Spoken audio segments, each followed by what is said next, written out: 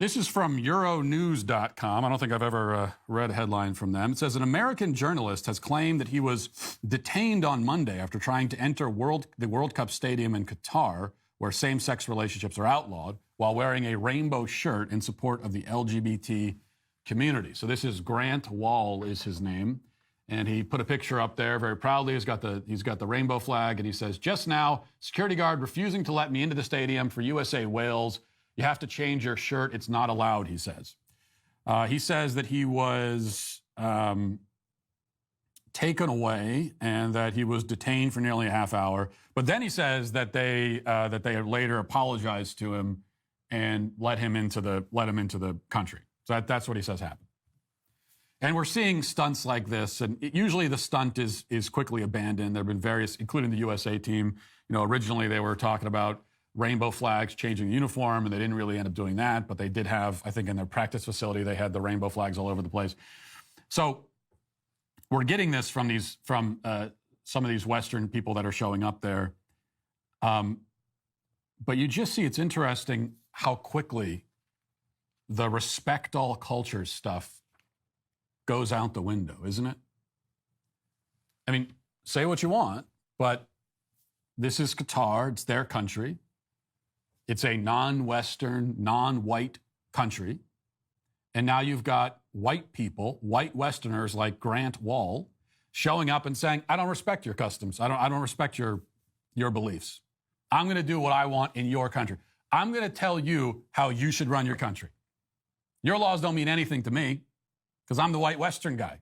And I'll tell you, I will show up and be the arbiter of morality, the source of morality."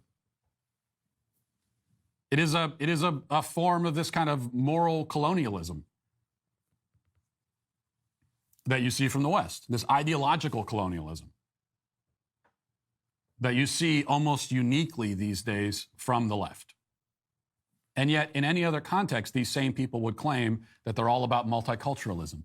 Well, you don't care about multiculturalism if you're not accepting a person's culture, including the parts of it you don't like.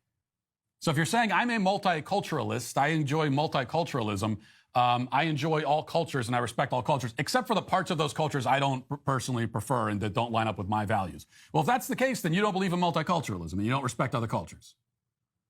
It's kind of like saying, "I respect all free speech except for the speech that I don't like." Well, then you don't respect free speech. So it all goes out the window immediately. I would agree that we just are not in a position to morally lecture anyone, I'm afraid to say. We in the West are not in a position so we can put ourselves on a pedestal and say, "Oh, look at those Qataris and their disgusting laws. They have no respect for human decency." We're just not in a position to assume the moral high ground. We don't have the moral high ground. We surrendered it in this country. We did.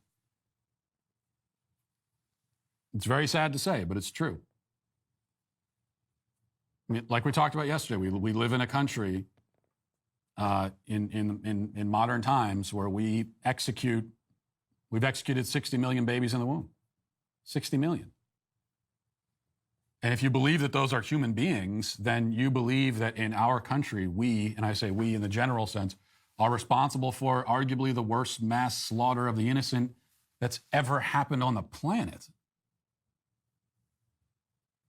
And then to make matters worse, we also castrate, sterilize our kids. We don't even have a sense of, what a man or woman is anymore. We're just utterly, completely confused.